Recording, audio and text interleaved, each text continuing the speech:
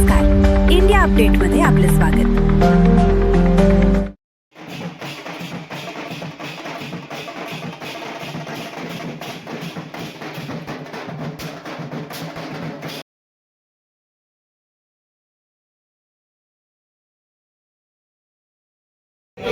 सभापतीपदी निवड झालं तर काय मागे असं काय म्हणायचं आता 100% जे भारतीय जनता पार्टीच्या पक्षश्रेष्ठींनी जो आमच्यावर विश्वास टाकला, माझ्यासारख्या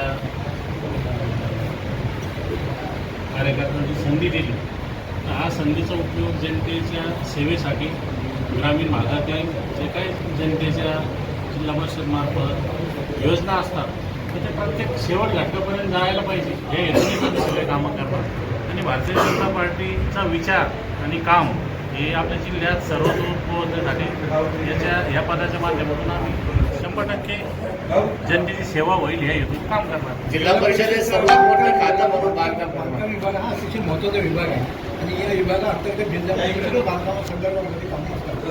अनेक कामं रखडलेली आहेत, ती कामं आपण कशा पद्धतीने मार्गी लावणार?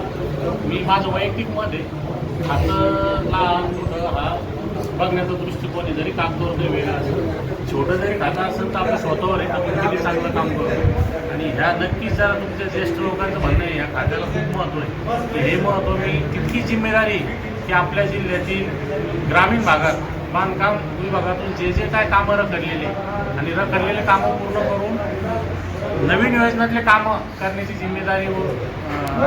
जिम्मेदारी आमची आणि ती 100% प्रामाणिकपणे आम्ही जनतेची बांधिलकी होऊन त्याला पूर्ण करणार। बजेटमध्ये काय मागणी केलेली आहे?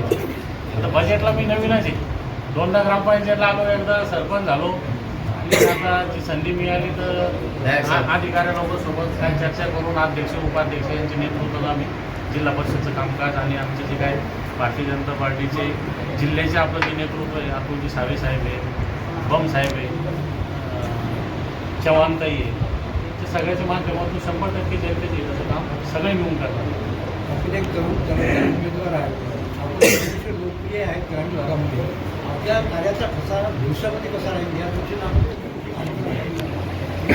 जिल्हा परिषद माध्यमातून जे काही जनतेच्या अधिकाराचे विषय ते जनतेपर्यंत पोहोचणं आणि सगळ्यात महत्त्वाचं प्रामाणिकपणे या पदाला न्याय देणं, लोकांना जिल्हा परिषदला इथं आल्यानंतर त्यांच्या समस्याविषयी मी त्यांच्या जागेवर जाऊन उपलब्ध होणं हे हेतून मी काम करतो। उन्हाळ्यात दिवस येत पाणी टंचाई कसे मात करा?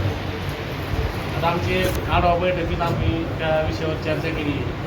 ते काही टँकरचं नियोजन आहे, काही विहीर अधिग्रहणाचे विषय होते, ज्या आढावा बैठकीत आम्हाला ज्या अधिकाऱ्यांनी ब्रीफिंग केलं त्या अनुषंगाने आता येणाऱ्या जी मी ठोस भूमिका घेऊन आपल्या जिल्ह्याला पाण्यापासून जे काही वंचित काही गाव आहे तर त्या ठिकाणी नक्कीच आपण पाण्याची व्यवस्था करू। आपलं नाव सांगा, नाव सांगा, नाव सचिन कल्याणराव गरड, वडगाव पंजाबनगर 51 गट क्रमांकमधून मी निवडून आला।